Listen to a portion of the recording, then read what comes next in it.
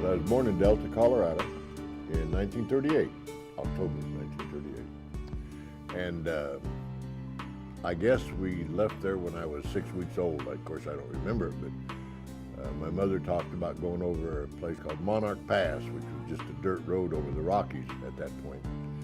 And it was snowing and cold and miserable. And we were moving to Lamar, Colorado. That's where my mother was from, and I eventually learned to call home. I lived all over the country, but I was always coming back to Lamar, a small town in southeastern Colorado. Some of the earliest memories I ever have in my life was country and western music. I've always loved country music, and not so much the stuff like Gene Autry and Roy Rogers, but you know, George Jones and Merle Haggard and that kind of stuff. I was raised on it, and I love it still to this day. And I remember when I was little, my grandma had a great big Victrola, that she called it, and it played 78 records, and didn't know television, of course, then. And she'd play songs like Pistol Packin' Mama and things like that. And that's some of the earliest things that I can ever remember. Well, you know, when I was a kid, we did a lot of playing outside. It's not like today, but we just played outside. We'd just go outside, and I remember in Lamar there, they had a street light that hung out over the middle of the street, post wires from post to post, and we would just get it there in the summer and under that light and play, a bunch of us kids. And we played anything from hide and seek to tag, or you know, we get in a fight once in a while. You know, nobody ever got hurt. It wasn't much of a fight, but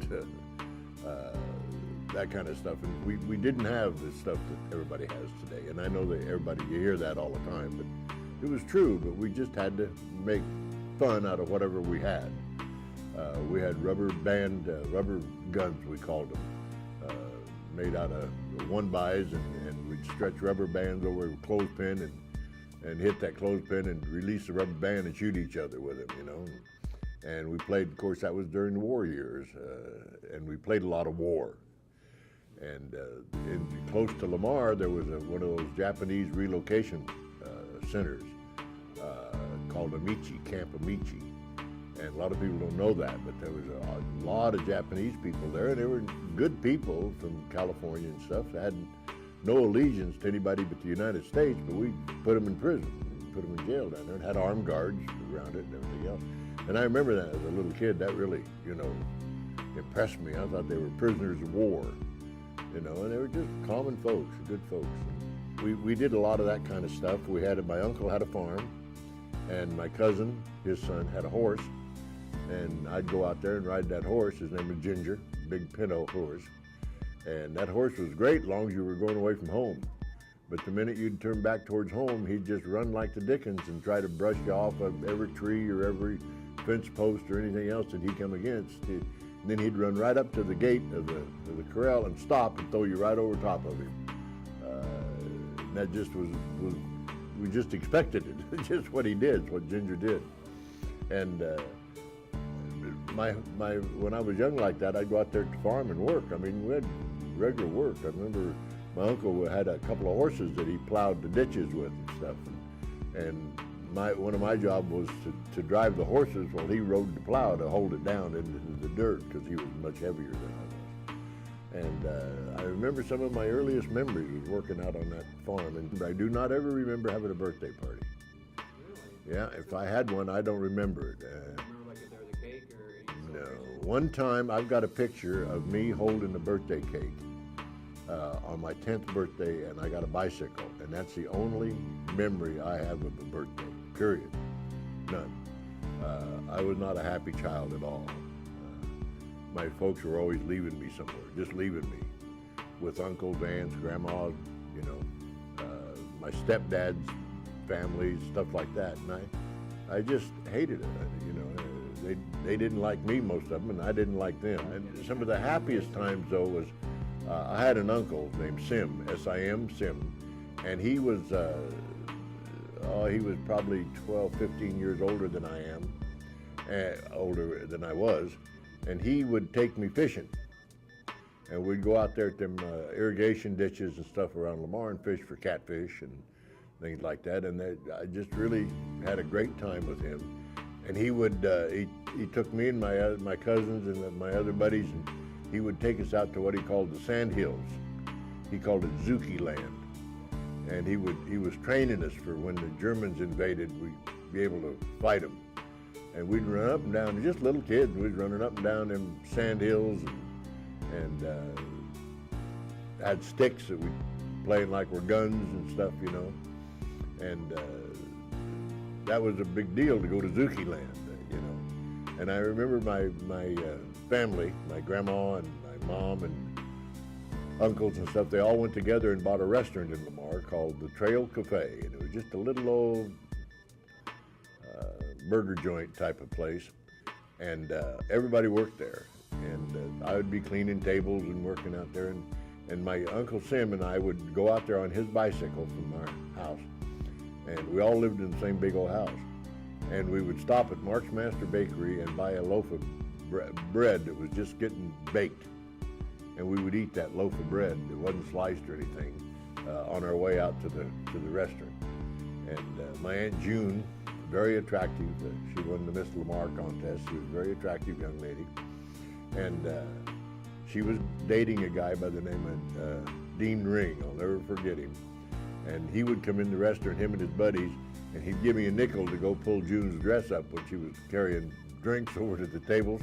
And naturally, I'd do it, anything for a nickel. And so I was kind of ornery. I was kind of ornery kid, and always was, you know. But I was always a new kid in school because I went to 14 different schools before I went to high school. And, you know, if you're the new kid in school that many times, you learn to fight and you learn to take care of yourself, and I did. And, you know, my life was not real pleasant and real happy, and we lived in San Francisco for quite a while. And I would go to school in Lamar and then go summertime out to California. And I would get man jobs, you know, like down on the docks and stuff when I was 15, 16 years old, because I was always big. The day I went into high school, I was an even 6 foot and weighed 200 pounds. I got involved in the gangs in San Francisco and was running with them and doing that kind of stuff. Never did no drugs, did a lot of drinking, but never did any drugs. And that's for sure. I intuitively knew that nobody in this world was going to take care of you, and you had to learn to take care of yourself. And matter of fact, I met a psychologist years later that wanted to do a test on me, and she did it. And the test indicated that I must have learned when I was 3 years old that I had to be independent and take care of myself. And I did, and I've never relied on anybody for anything in my life. And that's not good. I'm not bragging about that. But that's just the way I got. And I got to be pretty influential in the gangs in San Francisco. I didn't have any. I had a doctor tell me one time I was probably the only person he ever knew that was completely devoid of conscience. You know, at that point in time, it didn't bother me to hit you right in the mouth. I didn't care. And, I got to drinking a lot. When I was in high school, I remember my senior year, the Christmas vacation, or my senior year, I don't remember it because I drunk every day. I got drunk every day of that 14 days or 12 days or whatever it was. And that's just what I lived for. I mean, we'd go out Friday night and I'd buy me and a guy named Kenny would go out and we'd get 2 cases of beer, one for him, one for me. And then before the night was over, we'd back getting another case and splitting it. So we'd drink a case and a half of beer every Friday night and every Saturday night. 17, 16, 17, 18 years old. Everybody thought I was 18, old enough to buy beer, you know, in Colorado at that time. Yeah, and by then I was 6'4", and but it never, I guess, never occurred to anybody to ask me for my ID. I remember when I was when I graduated from high school, I went out to Nevada to see my dad and get to know him, and we went into a bar in Sacramento, and they asked for his ID and didn't say a word to me, and I was only 19 years old. So him and I drank together and fought together, and not each other, but other people and stuff. And he was what they called a rounder. Everybody in the state knew him, you know. Well, it's just somebody that drinks and fights and raises hell, and everybody knows him, and he had more damn girlfriends than you could shake a stick at. He got married 5 times, and one of them 2 of them I never even met, you know, but he would marry him and divorce him before I'd ever see him. But he was, his name, they called him Spike. His name was Cecil, and they called him Spike. He was a boxer back in what they called the CC camps at that time, the thing President Roosevelt put in to help break the Depression. And they worked on, he was on a boxing team for this CC camp. I don't ever remember my mother hugging me one time in my whole life. I don't ever remember her telling me she loved me, ever, never once. And he wasn't that way either. You could tell he liked me, you know, I mean, he would pat me on the back, stuff like that. The kid, he called me the kid. And I was the only kid he had. Well, I guess there was another one born that died right away. My mother never would talk about it, so I don't know anything about it. But he lived out in Nevada. When he got out of the Seabees, he was in the Seabees, which was a construction branch of the Navy back in the World War II. And he always said, I can drive anything that's got tires or tracks on it. You know, he could operate any kind of heavy equipment, and he ran the scrap and salvage yard at the Navy depot there in Hawthorne, Nevada for a long time. I don't think I was a very good parent. I got married very young to a girl I went to high school with, and right away we had kids right off the bat. I had 3 daughters and worked out. I mean, I'd move them all over. I worked in the mines, I worked in the sawmills, and, you know, I did all kinds of stuff like that. And they lived in some pretty harsh environments when they were little. I remember when I worked out at the mine, we were 57 miles from the nearest paved road, and right out in the middle of the desert in Nevada. And when I first moved there, we had 2 kids, and we lived in a one-room, very small one-room tin shack is what we lived in. And then we moved into a boxcar that had been remodeled into a house. And then eventually we got a much, much nicer house out there. Yeah, I did it a lot better than like my mother did. I would hold my kids and they'd sit on my lap and stuff. And I would say, but still I wasn't a great provider because I was drinking awful heavy at that time. And I wasn't a very good provider, and their mother was really, really mean woman. And I didn't know some of the stuff she had done to the kids, whipping them with extension cords and stuff like that. And I didn't know that. Well, you know, my life pretty much was an open book because everybody knew what I did because I did it all out in the open, and I didn't give a damn who knew it or who cared or didn't care or anything else. So I didn't have any secrets in my life. Oh, we used to steal watermelon all the time. That was a big pastime in Lamar, is going out to the Japanese farm out there where them Japanese had a farm and steal their watermelon. One night we got shot with rock salt. But Uncle Sam would take us on these watermelon stealing jaunts and doing stuff like that. We never stole anything seriously, you know, but just we'd steal watermelon or maybe go down and steal. They raised some of the best cantaloupe in the world down there, Rocky Ford cantaloupe. We'd go out and steal them, anything like that. Because, you know, it was, I remember when we put the bathroom in the house. We didn't have no bathroom, we had outhouses. And it took us, a long time, well over a year to get this bathroom because we'd dig a little ditch. And I mean, we were kids, 7, 8 years old, and we were out there digging that ditch. That was our job, me and my cousin Lee digging that ditch. And we never considered anything wrong with that or extra hard work or anything. We had picks and shovels and we just did it. And my other Uncle Don, he would install the bathtub 1 week, and then we'd wait a month and install a sink, and because we had no money, you know, just money was very, very scarce. And I remember having an ice box, not a refrigerator, but an ice box where you put ice in it, and this iceman had come in to bring ice and put in there.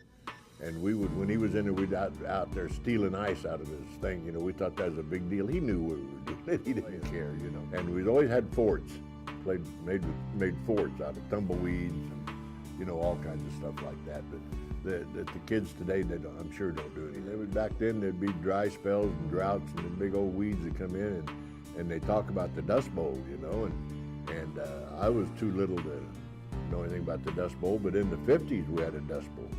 And I remember I was driving then, and I remember down on Main Street in Lamar. I was right in front of the movie theater.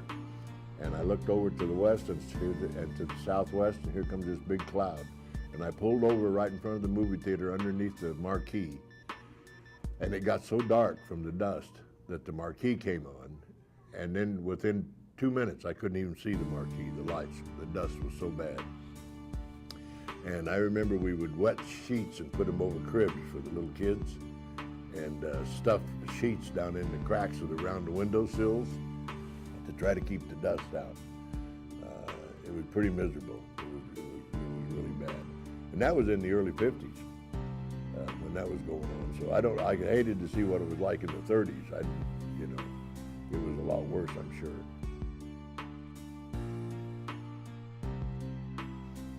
The whole family lived together. You had to survive. I mean, in that one house we lived in, there was my Aunt June, my Uncle Sim, they were both in high school, my Uncle Don and his wife and their little kid, and me and my mother and my Aunt Denzel, and my grandma and grandpa. And all of us lived in that one house. And we didn't think nothing of it. And we didn't have no central air or central heating or any of that kind of stuff. We had fuel oil fires. Stoves, fuel oil stoves that would sit there in the middle of the floor. And I guess maybe some people still have them, I don't know. But Would it get pretty cold?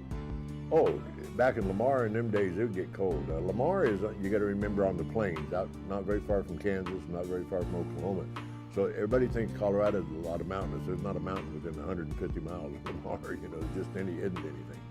It's more like Texas than it is Colorado.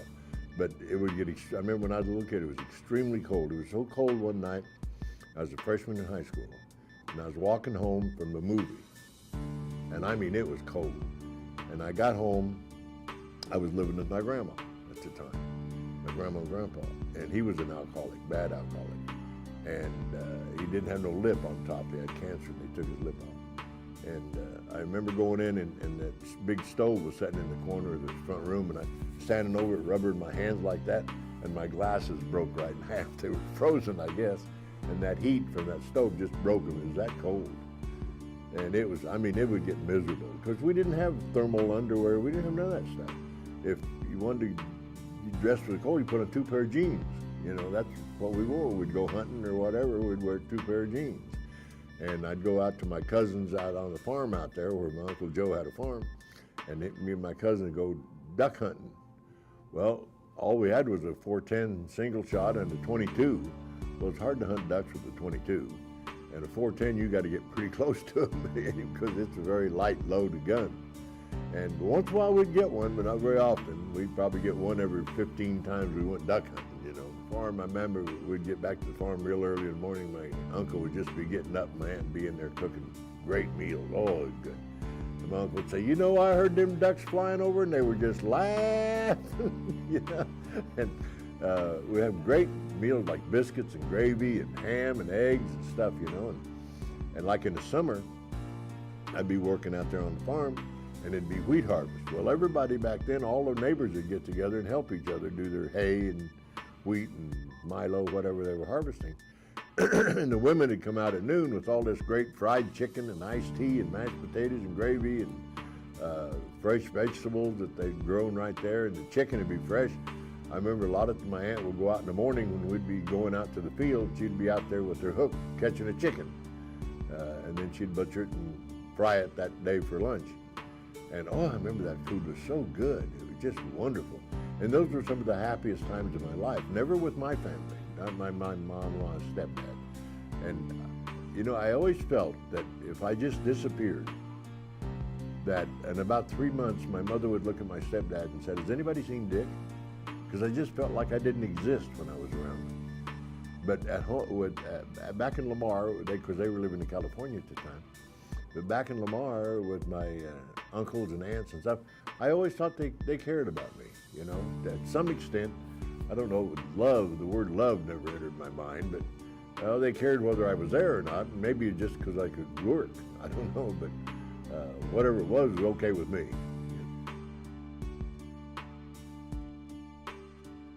We had no bathroom at the house, so we only took a bath on Saturday. That's the only time we took a bath. And And me and Lee, my cousin, we were the boys, so we were the last to get to use the water. How did you do that? I had it on the stove, had a wood stove there, and then later she got a gas stove and propane tank outside, and had big buckets of water, and you'd pour them in had this galvanized, probably 5-foot tub there. And the first one was Annabelle, my aunt. She was first to get a bath, and then Lois, the daughter, and then Uncle Joe was the third, and then me and Lee took ours together, and we were the fourth ones. The water wasn't really prime by the time we got in it, but they kept dumping fresh water in there all the time, you know. And A lot of it's hard to use even that. I know people don't understand that today, but we didn't think anything wrong with it. I mean, it was just the way we lived, and we didn't have no disease and stuff like that. It just, you know, you just did it. And Joe never drank anything.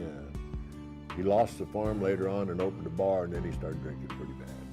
Yeah, I was always mischievously doing things. Now, like back then, you could go. They had a shop downtown in Lamar that this black gentleman ran, Cliff, and that was pretty unusual to see a black guy in Lamar at that time. And Cliff was just a wonderful guy. He had a shoe shine shop, and he had pictures of Joe Louis and stuff all over there. But he sold crazy things like cigarette loads. You could take them, put little old things like that, and you'd stick them in the cigarette, and then when somebody would light a cigarette, they would explode, you know. So we was always buying them, and you know, and doing stuff like that, and had a thing you put on the inside of your hand, and you go to shake hands with somebody, and it would buzz them, you know, and very simple things, but it's how we entertained ourselves, you know. And later on in years, when I was like 16 years old, I was bellhopping at the Maxwell House, which was the nicest hotel. They advertised it as the best hotel between Kansas City and Denver. It was very, very nice. Had nice leather chairs in it and stuff. And I made a lot of money there.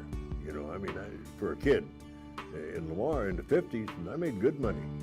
And I mean, I'd get dollar tips and stuff like that. And a lot of grown men were only making $1 an hour if they were lucky. And, you know, I found out that the bars were closed and liquor stores were closed on Sundays and at midnight. Well, I made a deal with this liquor store, and I was buying Glenmore whiskey for $3 a pint and selling it Sunday nights, or all day Sunday and anytime after midnight for $6. And I'm only 15, 16 years old. I'm bootlegging whiskey out of the Maxwell House. Yeah, and I mean, I made a lot of money.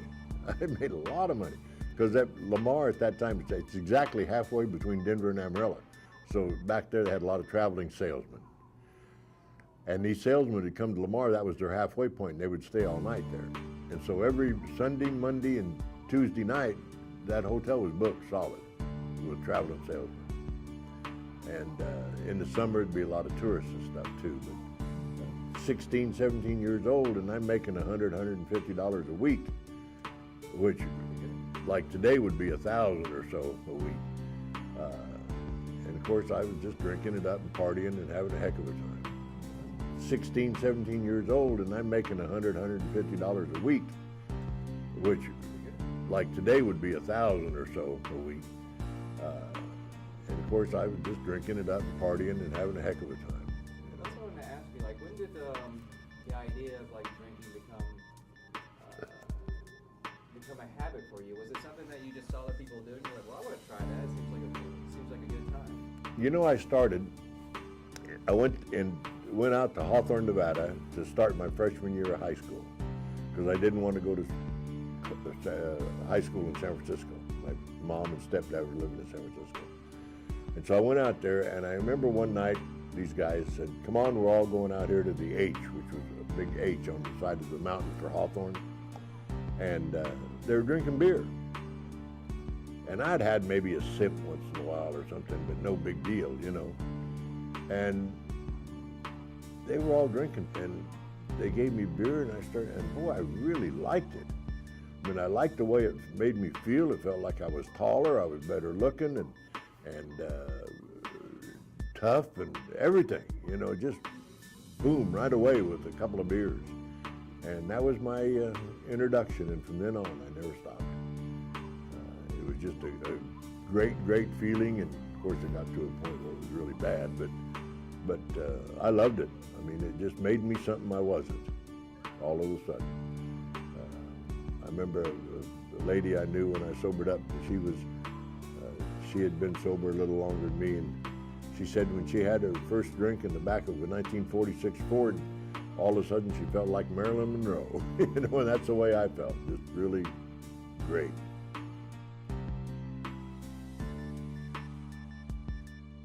I never felt normal when I was growing up. Like I said, I was always a new kid in school, and going to places, to schools like I went to Honolulu. My parents moved over there, and my stepdad was a waiter in these real nice restaurants. And we moved, and I was the only, back then in 1949 and 50, before the Korean conflict broke out, I was probably only one of maybe one other kid in the whole class that wasn't Oriental or Hawaiian or something, because I was always different. And we moved to Seattle, and I was, in this whole class, I was the only white kid. The rest of them were all black. And we lived in the what they called the projects, which was a really, really tough. We were the only white family in that whole block. You know, so I always had to fight, always. I went to that school in the 6th grade, there, part of it in Seattle, and there was not a day went by that I didn't get in a fight. Not a single day that I went by. So when I did start drinking, a couple of years later, made me feel good, made me feel accepted. The people that I'm drinking with accepted me, you know, and I was part of the group. And that always made me feel good. I didn't have to, I did a lot of fighting, but I didn't have to. You know, I didn't have to fight to survive like I did in Seattle and Pasco, Washington, and San Francisco, and Honolulu, and Nevada. I mean, I went to schools all over the country, and they were all so different back then. I don't know if they still are or not, but I remember a book we had in the 1st grade in Lamar, Colorado called Down Our Street. And I went to the 3rd grade in San Francisco, and they had the same book. Down Our Street was the same book. So they were 3 years behind. And I was always, one year I went to 4 different schools in 1 year. Well, I couldn't keep up. It was the 4th grade, so they held me back a year. So I was always a year older than the other kids in my class. Somewhere or another, it was different all the time, different. And I was looking for some way to be like everybody else. You know, and I couldn't find that. Couldn't find it. But alcohol helped. Helped a lot. Just never seemed the wrong thing to do. I remember I was running around in San Francisco when I'd go out there in the summertime, and I'd had a job on the docks. And I'm 17 years old, and I'm working down there with men, you know, supporting their families. And I run around with this guy named Henry Cuneo. I'll never forget. He was an Italian kid, 18 years old. He'd never been out of North Beach district of San Francisco, never been to Market Street. He lived a half a block from the cable car, had never been on one. And so naturally I took him to town, showed him the sights. And he said, I can't go there or something. He said, my dad will holler at me. I said, well, will he hit you? He said, no. I said, well, then what is there to worry about? I mean, you know, if you didn't get hit, it didn't make no difference. Anybody can get hollered at. That's not a big deal. I hear people say, oh boy, the worst was when my dad scolded me. Well, it never bothered me any. I didn't care. I just was thinking in my mind, oh, we should shut up and get on. If you're going to hit me, and, you know, because I could deal with that. It didn't bother me a bit. I can remember as early as being when I was a sophomore in high school, it dawned on me that I didn't drink like the other guys did. Some of my buddies, they would go out and drink, and boy, next day they didn't want, you know, nothing to do with it or anything. I did. You know, I wanted to keep drinking. I learned that made you feel better, you know, to get rid of that hangover. And so then I started noticing that there was a difference, and it wasn't near as, but by the time I was a senior in high school, I was a full-blown alcoholic. There was no doubt in my mind looking back about it. And I was completely different than the other guys. The only person that was like me was, there was a couple of them, Ronnie Hogan and Kenny Wallace. Kenny and I drank a lot together. But Kenny just got sick one day and quit drinking. But he was in his 20s, and Ronnie Hogan died from it.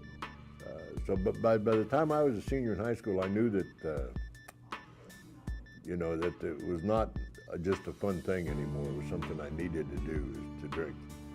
And that's when I started drinking whiskey and stuff as well as beer, but mostly beer. Mid-20s, I was committed to a mental institution in California when I was 25 years old for my drinking. And back then, I mean, they didn't treat you very good in those places. And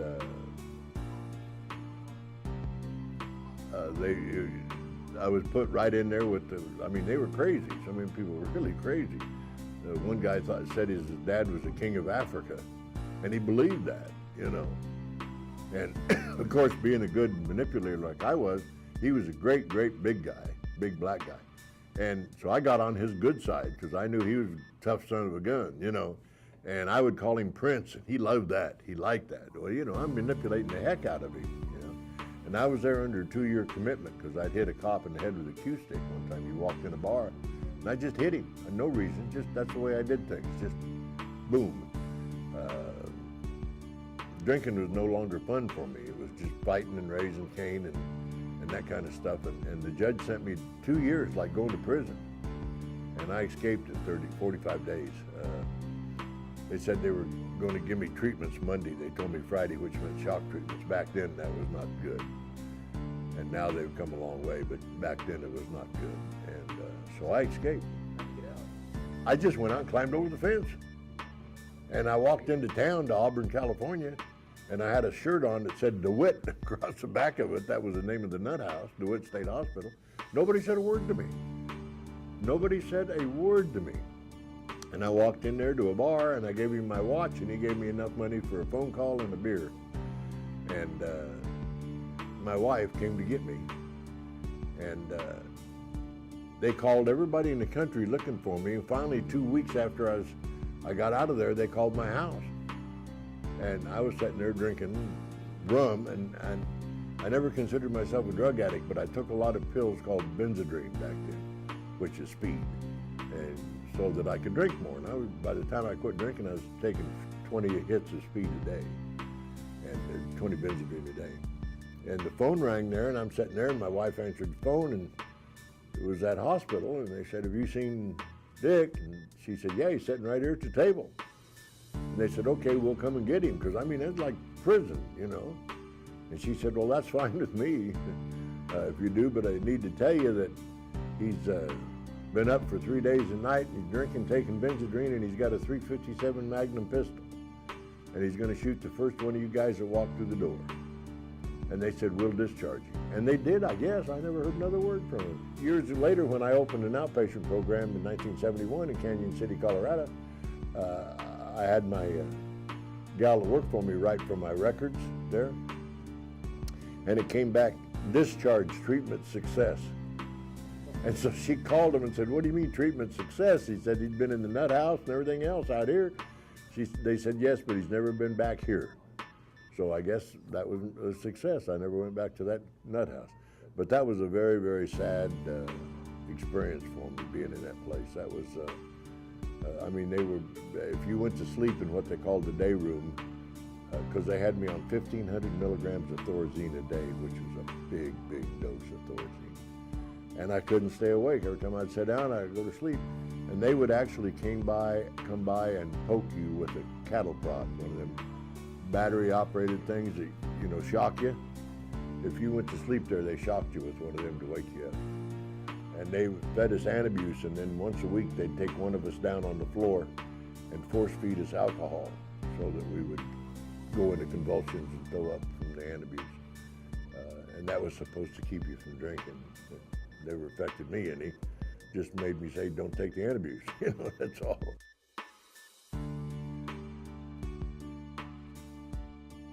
The best thing I can tell you is that I got sick and tired of being sick and tired. I remember in January of 1968, January 15th, it was my real dad, Spike, died January 15th, 1965. And my stepdad, Steve, died exactly 3 months later in 1965. In January of 1968, I was walking around Lamar because I don't know why, but I knew if I went downtown, I'd get in trouble. I walked into this Catholic church, the house next to the church. knocked on the door, and this young priest let me in, nice guy, but he didn't know anything about alcoholism.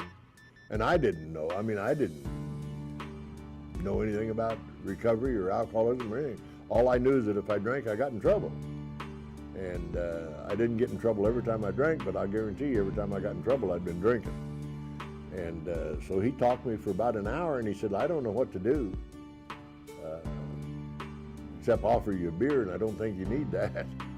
So I walked down the street, and I walked into this mortuary. This guy in the mortuary had been my probation officer when I was in high school. His name was Don Dolson. And he just said, sit down, I'll call somebody. And I didn't even say a word to him.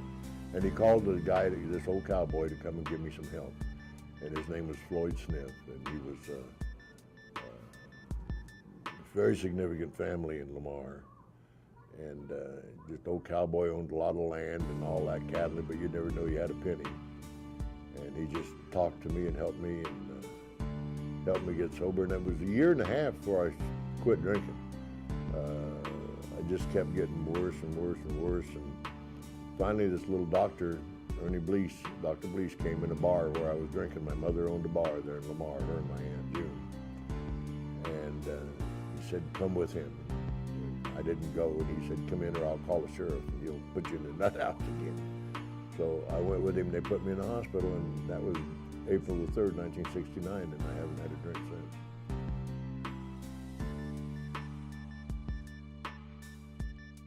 I don't know, most people don't know about how Western sheriffs used to be. I mean, they're just, most of them didn't even carry guns. They didn't have to.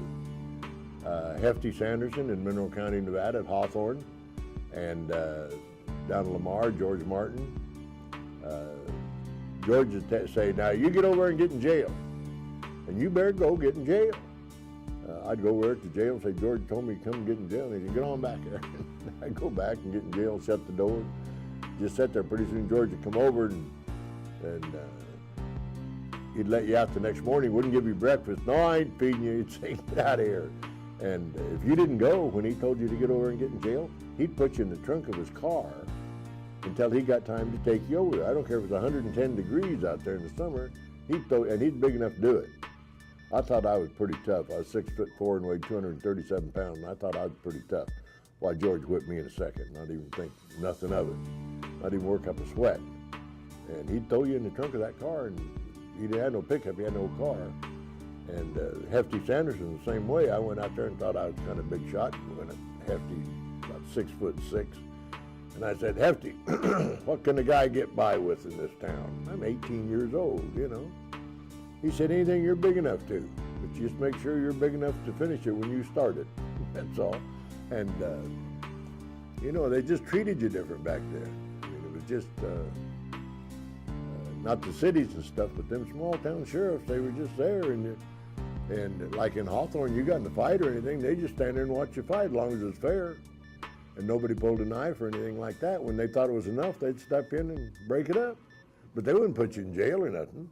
And the same in Lamar, we'd get in fights, and if you hurt the guy, you took him up to the emergency room. He hurt you, he took you up there, you know. Not no more now. The law says you got to call the cops and all that kind of stuff. And I think it was a lot better back then because you settled the differences right then and you didn't have to worry about it.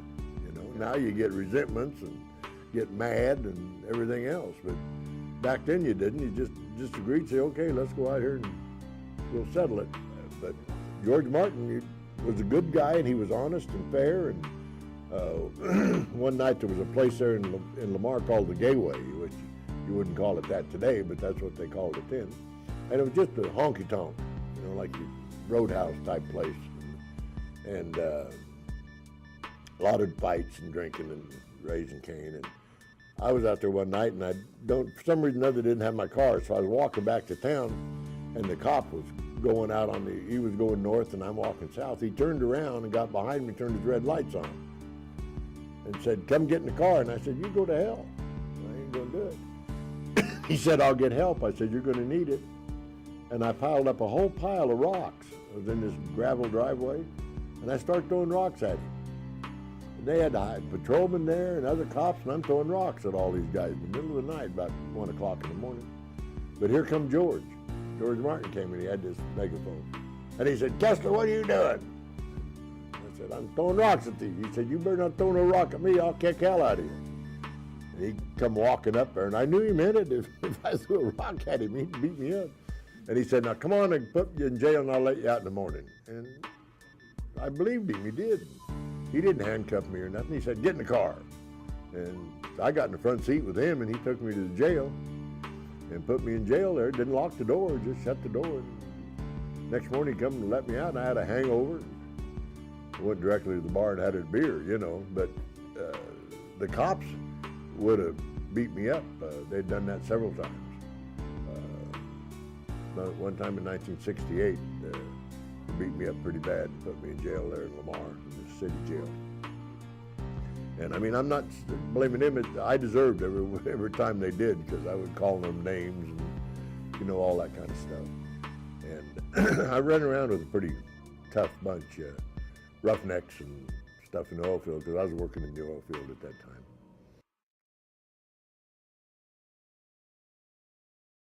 Most people don't understand or believe this, but I was in jail in 1968 in November or October, and I'd already made several attempts at trying to stay sober and wasn't successful.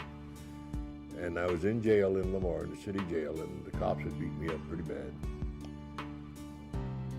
And to get a drink of water, you had to crawl. You had to get down on your hands and knees, because the faucet come out of the corner of the jail down there, and it was a dirty, filthy place. And I crawled out of my bunk, which was just like a table, solid piece of steel, no mattress, no pillow, no belt, no socks, no boots. They took my boots and everything. And I'm crawling back to my cell,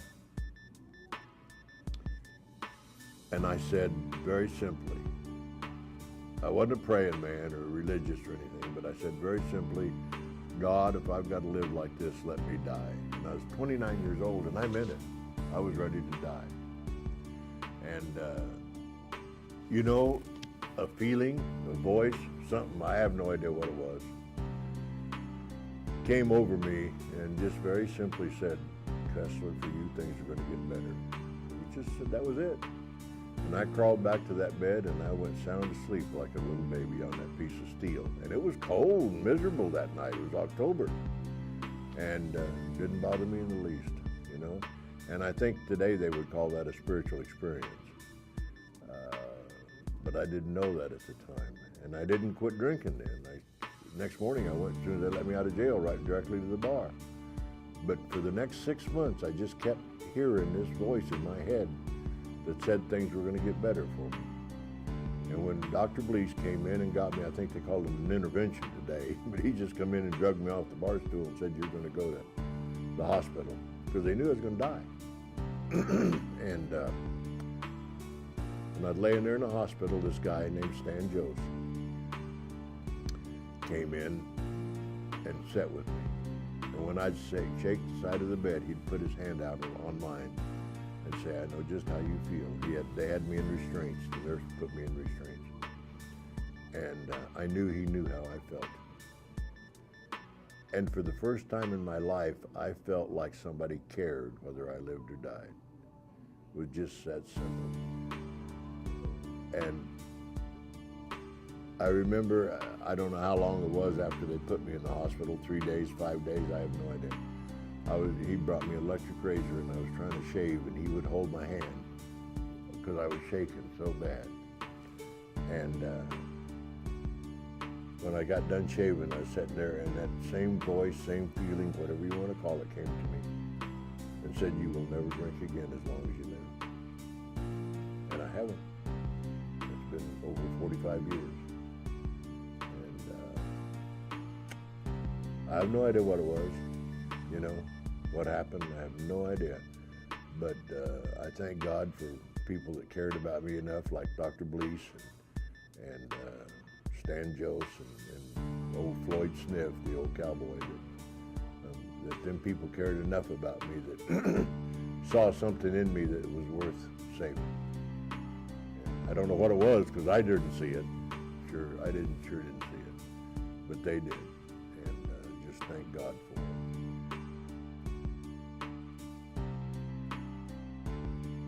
it's very interesting. I was in Washington, D.C.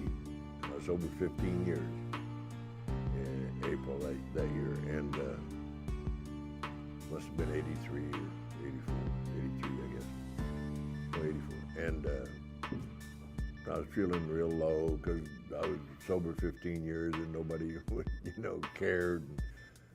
I got home and I got a package in the mail that day, and I got home, my phone was ringing, and I picked the phone up and it was Stan Joe's. And I thought he had called me to tell me congratulations, but no. He called me to tell me that he was sober 1 year that day. So 14 years after he'd helped me get sober, he got sober. And he's still sober to this day. And I sat down and I opened the package that had come in the mail that day. And it was this ring that I wear. And it's I had met a guy by the name of Don Newcomb, who was a first Cy Young Award winner, and he worked for the Dodgers. And he was a third black man to come into baseball behind Jackie Robinson, Roy Campanella. And him and I became pretty good friends. And he had a 1974 championship ring from the Dodgers, and I tried to work with him and introduced him to recovery in 1974, and he sent me his 74 championship ring. And just things like that over the years that have been so significant in my life.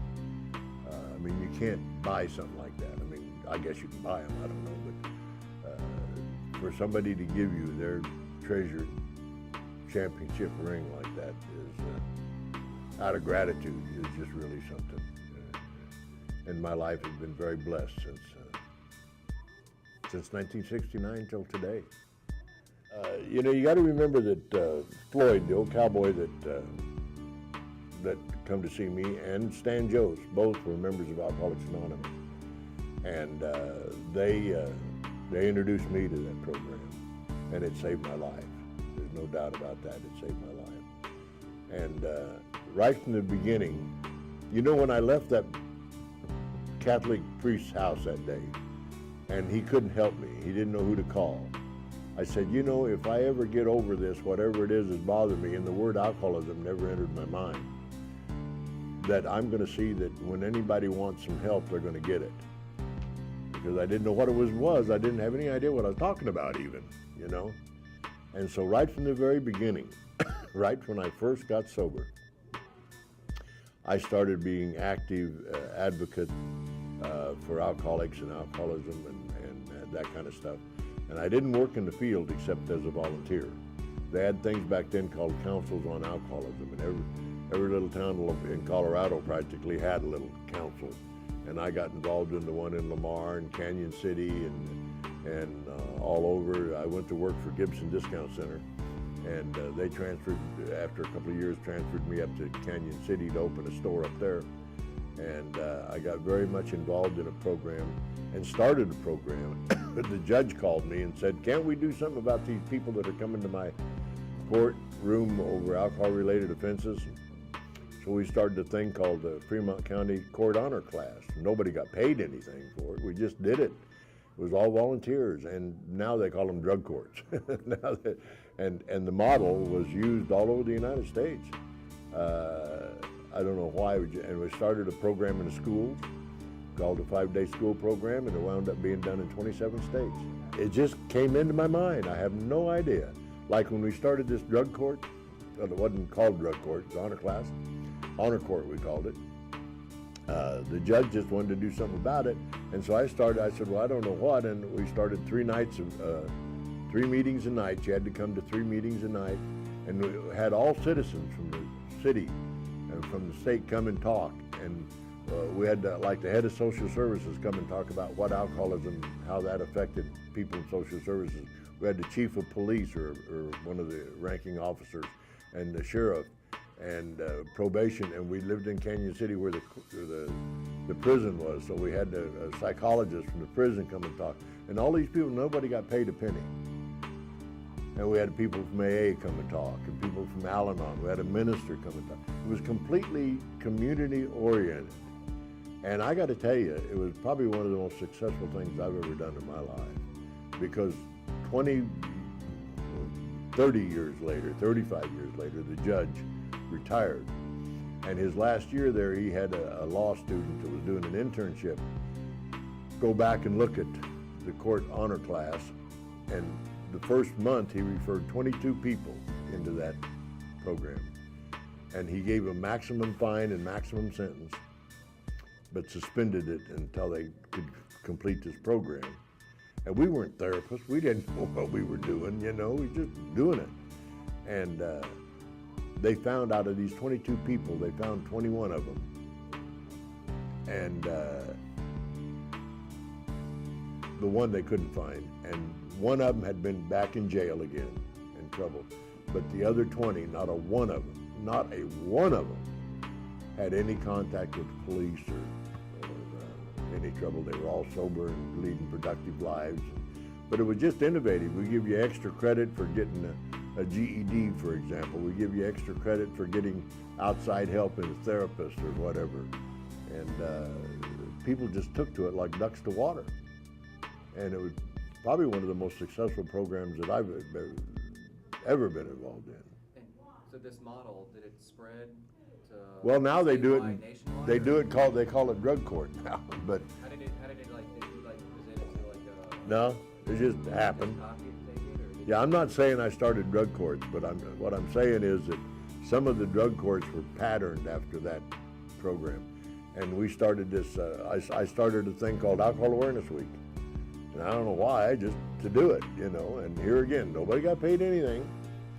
And now that was so successful, the feds have taken it over and they call it Alcohol Awareness Month or Addiction Awareness Month or something. But it's not near, and that's where I got to using Don Newcomb. He would come in and the Salvation Army furnished us an airplane, and we'd fly all over the state of Colorado, and he'd speak to schools and, you know, all kinds of stuff. And I got a call from Shreveport, Louisiana. They wanted to do one of the school programs down there. Would I come and teach them how to do it? You know, so just things just started happening like that. And the Army started doing some of the school program stuff at Fort Carson, Colorado. And I just thought it was wonderful, but you know, nobody ever got paid anything for it. And when I did this Alcohol Awareness Week, I started all these different slogans. I don't know why. I did, like, friends don't like friends drive drunk. Well, now Budweiser took it over and did it nationally. I never got paid a penny for it, you know, but didn't do it for the money, you know. So, and I quit Gibson Discount Center and started selling real estate, and I didn't like that, so I opened an outpatient treatment program. I had no credentials, I had no training, no schooling, and part of it was if we took over this court honor class that we were doing that thing. And the next thing you know, I had 2 or 3 employees, and I had an office in Salida and Leadville, Colorado, and one in Lamar, Colorado. And it just grew. I mean, it was recognized. NIAAA at that time, National Institute on Alcohol Abuse and Alcoholism, said it was one of the most effective public awareness programs that they'd ever seen, they'd ever developed. And we finally, the state gave us $1,000, the only time I ever took money from the state. They gave us $1,000 to put on this Alcohol Awareness Week. And I mean, we would just do crazy stuff, like, I didn't know we wasn't supposed to. There was this one book that was out called Alcoholism Merry-Go-Round Called Denial by a guy by the name of Jody Kellerman. And I thought it was a good book, so I went up to the prison, the reformatory up in Buena Vista, Colorado, and said, can you guys reprint this thing for me? And if I bought the paper, they would print it. So it was, instead of, there was some outfits selling that book for 35, 40 cents a copy, and I was getting them printed for 3 cents. And I'd sell them back to the state then for 10. But just stuff that, not to try to cheat anybody, you know, but just, I called it positive manipulation. And I started teaching the class out in Utah, at the University of Utah School on Alcohol Studies. I taught there for 22 years. and did marketing for them for 20 years. And I taught community organization. You know, how do you get stuff from the prison like that? And we had all kinds of things printed at the prison, and they were really glad to get to work, you know. And I called Jody Kellerman and told him what I was going to do, and he said, I don't care, as long as I wasn't trying to make a big profit out of it, and I wasn't. You know, the state of Colorado used it for their DUI programs, used that booklet, and then so I got other booklets and got them printed, and we start this Alcohol Awareness Week, and I met some people from NIAAA, and they started sending me posters and cassettes, recording commercials, and I mean just thousands of dollars worth of stuff that we didn't pay for. And I just distributed it to all over the state of Colorado. And I would start programs like, then I got a call from Denver that said, would I take over the Council on Alcoholism in Denver? I said, sure. I was getting tired of doing what I was doing, so I went to Denver and did that for 7 years. And we started programs like Good Old Boys Don't Drink and Drive, just things that I don't know why I would think of those things. John Anderson had a song out called If You Get on the Whiskey, Let Somebody Else Drive, a country western song. And so I was at the radio station, and I said, I got to do this program called Good Old Boys Don't Drink and Drive. And it was geared towards not drinking and driving. And I said, I wished I had John Anderson to do the commercial. And the guy said at the radio station, well, let's ask him. I said, well, do you know him? He said, no, but I know his manager. So he called him and he said, sure, we'll be glad to do it. Write the spot. Well, I had no how to write radio spots or television spots. I'd never had a training in my life, and I started writing these spots. And he recorded them. And they were great spots. I mean, they were really good. I can't find them now. I wish I could. And so I got thinking, well, it's not hard to write a commercial. So I started writing all kinds of things. Like I did one called Drinking Myths. Myths about drinking. It was part of Alcohol Awareness Week. And I sent them out to all the radio stations in Colorado, and a lot of them played them. And one of them was like, they were very short. One of them was like a 10-second thing, said 50% of all the alcoholics in Colorado are men. It's a good bet the other half are women. And that's all it said, you know, just call this number. And stuff like that. And I mean, I didn't know, you know. And so I did that 7 years, and we started getting laws passed. Got a law called the House Bill 1279 passed, where it said you couldn't put a drunk in jail anymore just for being drunk. It's not against the law to be drunk. Now, if you're causing trouble or fights, yes, but that's different. So Senator Hughes had got a bill passed at the federal level, and we picked that up and got it done in Colorado, and that's what got all the detox centers started. And all over the United States, that's what got a lot of treatment centers going. They got started out as these little detox centers and grew. And we did stuff like that all over. I maintain and always have that alcoholism is not a mental illness. Now, there was a study done back in the 70s that said that there was about 10% of the alcoholics had mental health issues just like the general public. About 10% of them have these issues. But they're not crazy. They are not crazy. And so we got that separated, so you couldn't put them in the nut house anymore. And that was a big achievement, because I knew what it was like to be in there with getting shocked with the cattle prod and all that kind of stuff. And I would just do stuff that, you know, looking back, I don't know how I ever got them done. Like, I decided one time, I thought, you know, Mrs. Ford, President Ford's wife, had come out about her alcoholism, and I thought, boy, it'd be nice to have her come to Denver and give a talk, and I could raise money for the Council on Alcoholism. And somebody said, well, that's crazy. She's not good. She charges $10,000 for one of them talks. So I called this lady named Betty Flannery that knew her. She knew her, and just called her out of the blue. And she said, well, sure, I'll talk to her about it. And the next thing I know, we've got the big ballroom at the Marriott rented, and we've got 1,000 tickets sold. We're going to recognize 10 prominent Coloradoans for their help in alcoholism, and that judge from Canyon City was one of them, and a school counselor from Buena Vista, and just different people like that. And Dick Lamb and his wife were there, and he was the governor, and we didn't tell him, but we had a special award because he had carried that bill, that 1279, in the Senate, and got it passed for us. And so for the 11th one, he didn't know it. We gave him the award, and it really, really impressed him.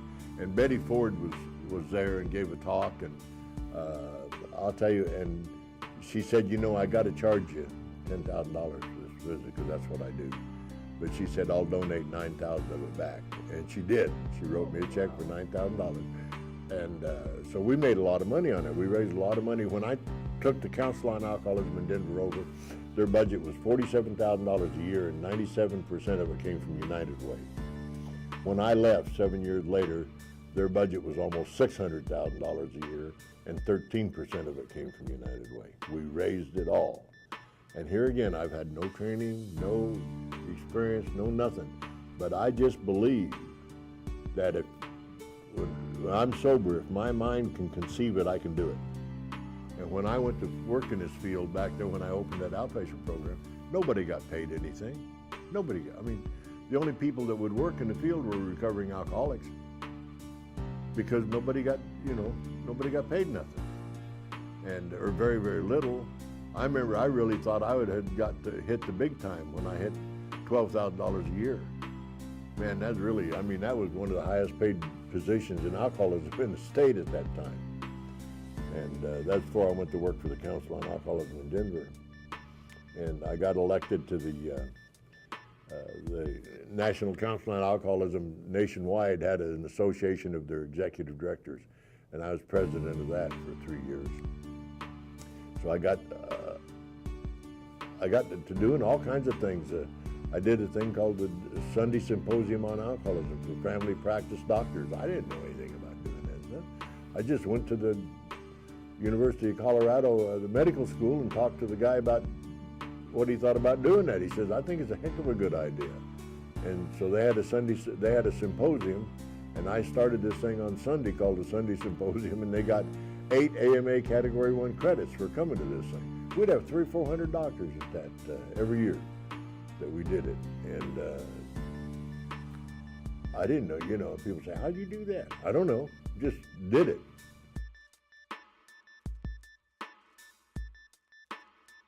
Absolutely. I would pray about certain situations, and they would just come about. I call them God shots, There's no reason some of that stuff should have worked that I did. Absolutely no reason in the world. It's like this guy, Herb Pratt, called me and said, I'm starting this new company, and I want you to go to work for me. All right, I'm ready to do that, willing to move along. Well, it was a big medical company, was starting, they had something like 300 nursing homes and 600 hospitals, and I don't know what all, I don't remember the numbers, but they didn't have any alcohol and drug treatment centers, and they wanted me to start them, a chain of alcohol and drug treatment centers. And they moved me to Washington, and here I am sitting in this big office in Washington looking around thinking, I'm the only one, everybody here's got MBAs and master's degrees and PhDs and every darn thing in the world. And hell, I had nothing. I ain't got nothing. I just barely got out of high school with a D average, And I remember the second day I was there, we went to this big corporate meeting, and they came out from Los Angeles, and I said, what do you want me to do? And they said, start a chain alcohol and drug treatment center. Just boom, like that. So what's my guidelines? They said, well, if it's over $1 million, let us know. If it's under $1 million, just write the check. Said, we just deposited $50 million into your account. Get out of my way, things like, why do things like that happen? I have no idea why they happen. And so they had this ad agency that they'd worked with, and they couldn't get anything going. And I called this guy in AA that was a recovering guy in AA in Denver, and he worked for a PR firm. I said, I need a brochure. And he said, what do you want it to say? Oh, we're just wonderful. I want to be able to use it anywhere in the United States, and just put the local phone number down at the bottom as we need them. He said, okay. And they'd been working with this outfit for like 2 months trying to get this thing off the ground and going. And in 15 minutes, he called me and he said, "You got a fax machine?" I said, "What's a fax machine?" I didn't even know what it was. And he said, "Call your secretary in there." So I called her in there, and I said, "We got a fax machine?" She said, "Well, sure, we got a fax machine." You know, like, what are you, dumb? And I didn't know what it was. He faxed me a brochure, and they used it right up until the time I quit them. They'd been trying for months to get one and couldn't get one, and this guy had it done in 15 minutes. And just, who knows? I don't know how that stuff worked, but I know that what we were doing was the right thing to do, and we believed in it. And I said, we need some TV commercials. So I said, what's the best TV producing company in the United States? And this guy from Denver said, well, probably Delafamina Travisano. I said, okay. So I called them. Well, they're one of the biggest ad agencies in the world, you know. And I told them what I wanted, and they said, you got the money? I said, I got $50 million. They said, well, so I laid out what I wanted these TV spots to say. Nothing negative, everything positive, you know. Use people, if they say they're recovering, then by gosh, they got to be recovering. They can't be, you know, actors. And they said, well, what if they're actors that are in recovery? I said, that's perfect, that's fine, I don't care about that. And so they put out a call and got these actors, and I went out and we filmed these TV spots that I'd basically written, and they shined them up. And they got nominated for a Peabody Award. Well, that's one of the best awards you can get, you know, and that was the first time that a health spot had ever been nominated for one. And yeah, I mean, that was a very prestigious award, and but why? I mean, I have no training, no degrees, no nothing in marketing or anything like that. But I knew what, I just firmly believed that if you do what's right, God will take care of you. I firmly believe that. And every program that I started across the United States, 50 of them in 2 years I opened. And the first resolution that was passed at each one of them, we had a board for each one of them, and most of us guys are on the same, on every one of them. And the first resolution was, if you do what's right, God will take care of you. And I had a call one time, one of my employees had told some head of some business school, one of the Ivy League schools, and he called and he said, is that really true that that's your philosophy? And I said, absolutely, absolutely. He just didn't believe that could be. And but it is, I firmly believe that. You do what's right. What's right? I mean, somebody, old Floyd, the old cowboy, told me, he said, you may not always know when you're doing God's will, but you sure as hell know when you ain't, you know. And I operate on that philosophy.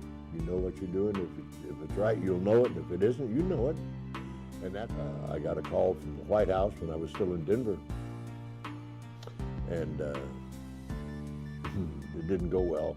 I was doing a workshop, and this young girl was in high school, was working for me, and she come running across the hall and said, Mr. Kessler, the White House is on the phone. Well, I thought it was George Rock, the banker. He was always calling and saying, tell him it's a governor's office, or tell him it's the IRS or something, you know, smart like that. So I thought it was George. And we called each other fat ass. So I went over and I picked up the phone and I said, what do you want, fat ass? And it was very quiet for a minute. And it said, a woman's voice said, I beg your pardon. I said, this isn't George Rock. She said, no, it's Ann Warbluski. That was Mrs. Reagan's personal secretary. And I just called her fat ass. And so the deal was that she was inviting me to the White House to be an advisor to Mrs. Reagan on alcohol and drug problems. And I got a call 3 days later from the Secret Service. They said, we got to do a check on you because you're going to be alone with the First Lady. And I said, well, there's some things you ought to know about me, you know. And I told them about I didn't know how many times I'd been arrested, lots and lots of times. And I said, well, I did the group inside the walls of maximum security prison for 3 years. And they said, that's child's play compared to what we're going to do. And I guess it was, because I had people that I hadn't worked with in 20 years call me and say, what have you done?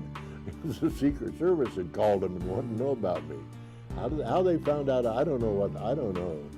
But anyway, they did, and Ann Wroblewski called me back. She said, how many times have you been arrested? I said, I don't know, but if you find out, I'd sure like to know. She said, well, I ain't telling you nothing. And it was just quite an experience. I really loved the First Lady of the United States. I mean, Mrs. Reagan was just, and her husband came over there one day when we was over there, and was in her office meeting, me and her and Ann Wroblewski. And he come to the door and he said, what are you doing over here alone with my wife? You know, just teasing, but it scared me. I thought he was going to have me shot or something. But he was a delight, and she was just wonderful. And I always got the feeling that if she told you she'd do something, she'd die trying. And if you ever crossed her, she'd reach right down your throat, pull your heart out. You know, just that simple. But here's this kid I'm sitting in the White House, in the private residence with the most powerful lady in the world and her secretary.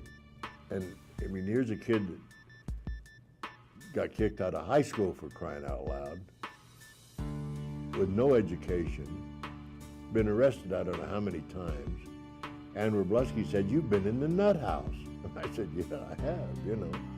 And I'm sitting with the First Lady of the United States talking about policy. I don't know nothing about policy. I just know what's right, and I know what's wrong.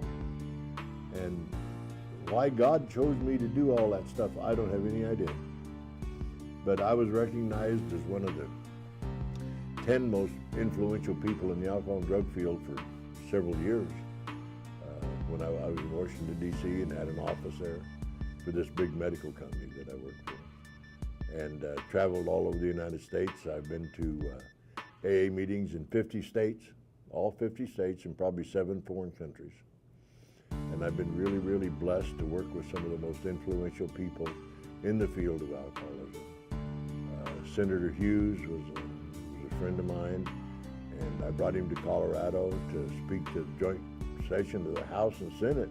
And Wilbur Mills, I mean, Wilbur Mills was head of the Appropriations Committee or something in Washington, and got caught with the stripper out in the tidal basin, you know, and got recovered. And he came to Denver for me and spoke to the joint session of the House and Senate. He was chairman of the Ways and Means Committee, that's what he was. And I interviewed all these people. I had a great big old tape recorder, and I would interview them, called them Colorado Issues in Alcoholism. Well, I had no training to do anything like that. And there's a lot of radio stations that aired them things, you know. And I just made sure I talked to people, say, what's the important thing? Keep them in time. If it's 30 minutes, keep it 30 minutes. If you're doing a radio spot and it's supposed to be 30 seconds, then by gollies, make it 30 seconds, you know. And that makes sense, because I made one time in 33 seconds and they threw it away. I said, well, we can't be playing if Paul Harvey or somebody's coming on at noon and your commercial's running 3 seconds over, we're in trouble. So they just threw it away. I never did another one like that. They were all right on time. So, you know, you just learn things like, you know, keeping your eyes open and doing the right thing. Well, there's a lot of responsibility. I mean, I really believe that. If God is going to give you all these gifts, and you've got a responsibility, you know, to take care of them and to do what's right. And I firmly believe that overpowers all of that stuff. Do what's right. You know, I mean, and I've always tried to do that. I mean, I truly have tried to do what's right. I mean, I was sitting around 20 years ago saying, God, I'm bored, give me something to do. And I learned, don't ever do that. Because the next thing I know, I'm on East Colfax Avenue in Denver with every pimp, hooker, and pusher, crackhead down there, you know? And I put 22 of them girls in treatment. I mean, prostitutes.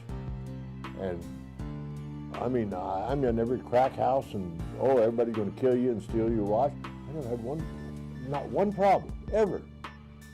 Now, how can this old man go in these crack houses, this white guy with all these black people, and I mean, how can that happen? Tell me how that can happen. I'm wearing a Rolex watch and a World Series ring, and I go in there, and the ring's probably worth $10,000, and I go in there and nobody hits me in the head, nobody takes anything, nobody wants to fight with me. No, it doesn't make a bit of sense.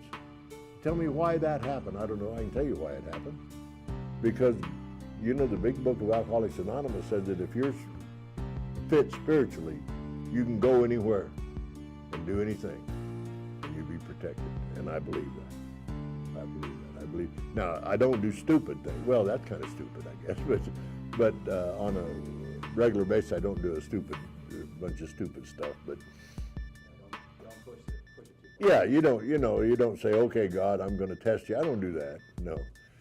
I might do it and not know it, not realize it, you know, but no, God, I believe God takes care of you. I believe that if like I've said 100 times, I've said it today, you know, if you do what's right, God will take care of you. And I say, you know, what did I ever do? What did I do to deserve this? When I'd get an honor or like the University of Wisconsin gave me an award for my work in alcoholism. I thought, well, what the heck did I ever do to deserve this? You know, I mean, I never set out to do any of that. Any of the jobs that I took, I never went looking for them. They just came to me.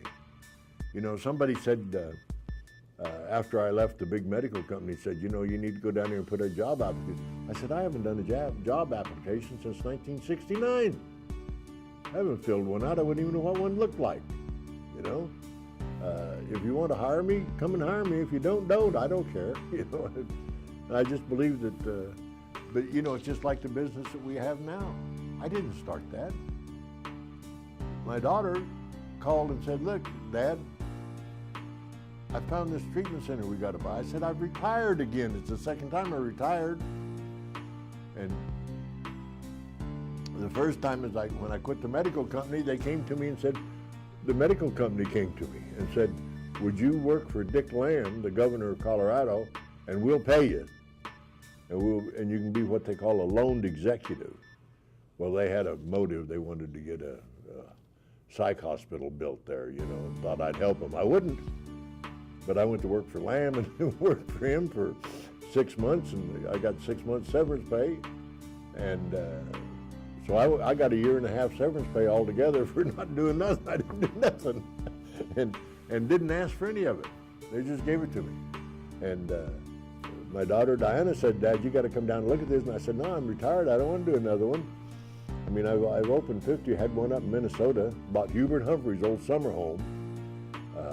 I mean, here again, at God, I'm down in New Orleans. I'm walking to that big church they got down there at the square, but you know, I forget what they call it, but I was walking by there, and this lady I was with said, oh, look, they've got fortune teller, get your fortune. I said, I'm not getting my fortune told. She said, come on. So, you know, I went over and I got a hand. She's looking at it, and she's telling me this and that, you know, same old stuff I expected. All of a sudden, she started squeezing my hand. I mean, it was hurting. She said, you listen to me. She said, you're going to be afforded a business opportunity very, very shortly, but you got to act fast on it. You'll lose it. You got to act very, very fast on it. That's it. And she squeezed my hand again. I thought you were going to break it. She said, I'm serious. I mean it. So I walked back to the Marriott. It was only about a block over there to the Marriott. I walked in there, and as I'm walking in my room, my cell phone's ringing. And it's this guy up in Minnesota called Gil Gilchrist that I hired in 1984 to run a program up there for this big medical company. And when I left, they sold them all. And he said, Charter had bought it, Charter Medical, said, they're going to sell this program, you ought to buy it. 2 weeks we owned it. In 2 weeks we owned it. Now how can that happen? It can't. I walked in the bank over there and I said, in this little town of 400 people, I said, have you got $1 million? And she said, well, yeah, but who the heck are you? And she was the president of the bank. And I told her what I wanted to buy this treatment center over there. It was Hubert Humphrey's old summer home. And she said, okay. $1 million. She said, okay. I said, do you have to take it to the loan committee? She said, I am the loan committee. So I called this guy well, actually, I got a call from Charter that night at the hotel. This guy that I knew was working for him, and he said, Dick, we don't own that. All we own is the program. Part of that building was part of that savings and loan deal down in Texas. He gave me the guy's name. I called him, and I said, he's an ex-cowboy, Dallas Cowboy. And I said, I understand you're big, tough, and ugly. And he said, yeah. And I said, well, so am I. I said, we're going to get along just fine. And I said, I want to buy this place. He said, send me an offer. And I back and laughed. He said, that's ridiculous. And he gave me one. And I said, that's ridiculous. The next morning he called and said, all right, let's get all this out of the way. What did you give for it? And I said, well, I'll give you $1 million. He said, will you give me $1 million too? And I said, yeah. He said, okay. And that was it. I mean, we bought a treatment center. Just like that. And you know, and I went to see Joe Scott, was a guy there in Denver that I knew in the program, sober. And I didn't know anything about Joe except that he had a little money. I could tell that by the way he looked, talked. And I said, Joe, can I have your accountant look at some of these figures? I want to make sure they're right. He said, sure, come on over. And I went over to his office. Well, I didn't know his accountant was from Lamar, from where I was from. And I didn't know him, but he was from there. And so I showed him, and he said, yeah, it looks all right to me. And I said, okay. And so I started getting my papers together to walk out. And Joe looked at me and said, I'll give you $200,000. Just like that. I'll give you $200,000. And I thought, where'd that come from? Well, he said, I want to be part of this deal. And like I say, it's just God working in my life said, yeah, I want you to have that.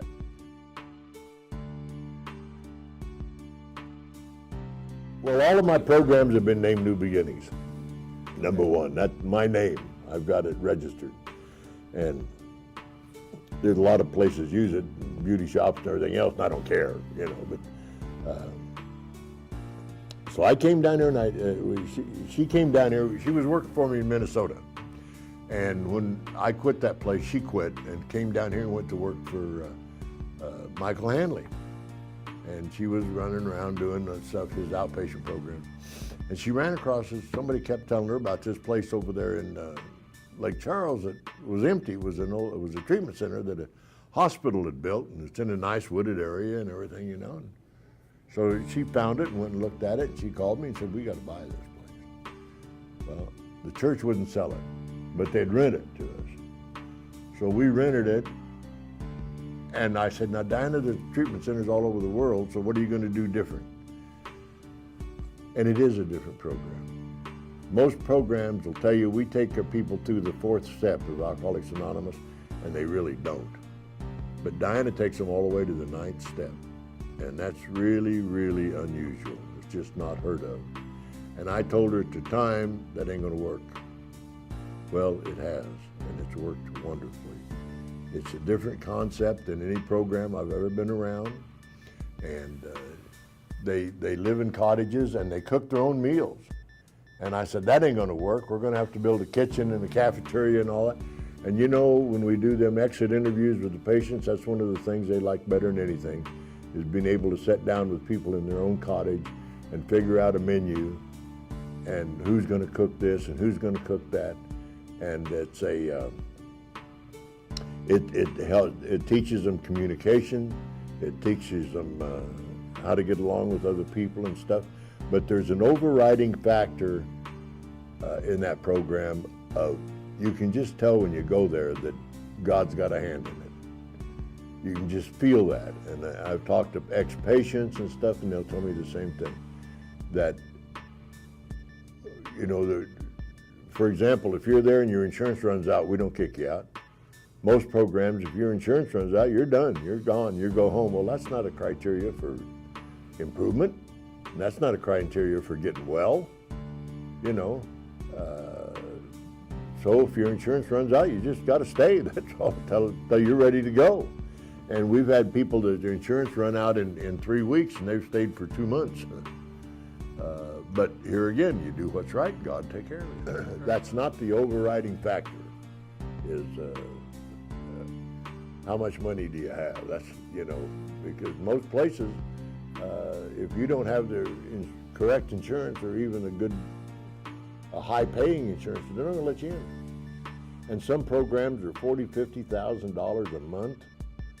I don't think that's God's will. I don't think He wants you to charge that much money, and we don't. But it's a very special place. You pull in there and it's in the woods. It's right in town, but there's trees and stuff all over. And you go in there and it's a very spiritual place. It's just very, very spiritual. That's all I can tell you. And I love going there. I get to speak to the clients there, and I love doing that. I used to do groups and all that kind of stuff. Now I just baloney them, just sit and talk. I have no idea when I go in what I'm going to say.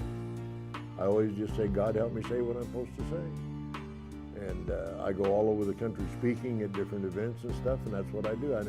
I never write no speech or never make an outline of anything. I just say, God help me say what I'm supposed to say. I just feel very, very blessed that that program has worked out the way it has, and I go all over. I can go to a meeting in the Lake Charles area, or even over here in Lafayette or around, and there's always people there that have gotten out of our program. And they tell me, I told you years ago, back in the 80s when I was opening all them programs, they say, oh, our success rate is this and this, and that's baloney. How do you know? How do you know that? Programs say, we have 80% success rate. I don't believe that. I don't believe any of it. And in the first place, you get somebody like has been at our place, they come in there maybe from Honolulu. When they go back to Honolulu, how do I know if they're sober or not? I don't know. And but I said, I'll tell you how you tell if your program's a success. If you get a lot of people from the Lafayette area or from Morgan City or wherever they come from, and you go there and go to an AA meeting and you've got alumni there, your program's a success. Try to keep it around 20 people in there all the time. That way everybody gets to know everybody. And it doesn't have a lot of rules and regulations like a lot of programs. That program up in Minnesota, the women and men couldn't even speak. They passed each other in the hall and they weren't allowed to even say good morning. Well, what are you going to do when you get out? You're going to have learn a little communication skills.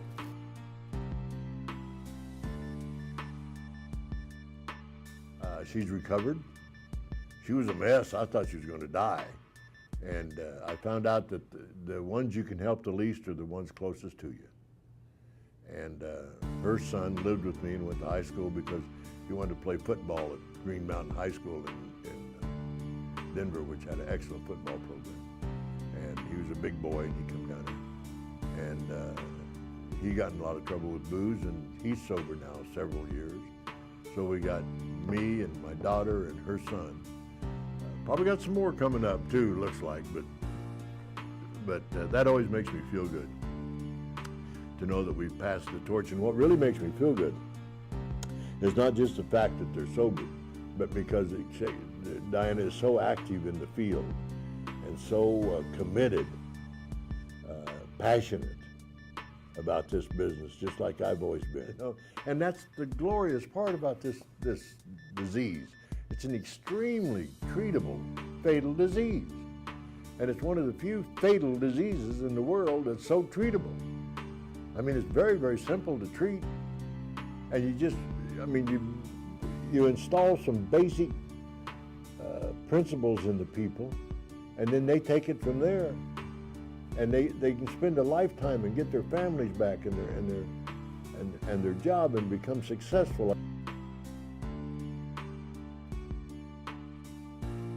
Be yourself. Don't try to be something that you're not. I never tried to be a great ad agency man. I never tried to be a great salesman. I never tried to be anything. They came about. You do what's right. That's the message I've always had to people. Do what's right and God will take care of you. And that's what I would say to any of my kids. What's the right thing to do? The big book of Alcoholics Anonymous says very simply, what would the master do? And if you ask yourself that question, you'll be all right. I firmly believe that. It may not be the most popular thing to do, it may not be a lot of things, but if it's what you feel is truly, truly right, you'll be all right.